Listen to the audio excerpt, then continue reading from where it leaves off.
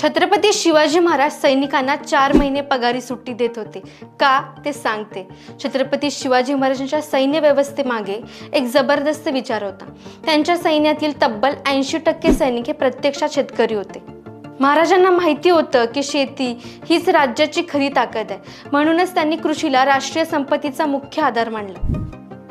पावसाळा सुरू होण्यापूर्वी सर्व लष्करी मोहिमा पूर्ण केल्या जात आणि पावसाळा सुरू झाला की सैनिकांना 4 महिन्याची पगारी सुट्टी दिली जायची।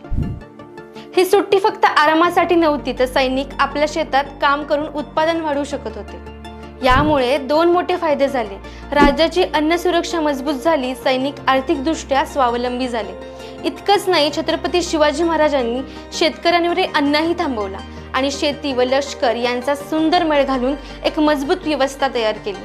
हीच महाराजांच्या दूरदृष्टीची खरी ओळख आहे। अशा भन्नाट आणि प्रेरणादायी इतिहासासाठी व्हिडिओला लाईक करा, शेअर करा आणि सकाळ चॅनलला सबस्क्राईब करा।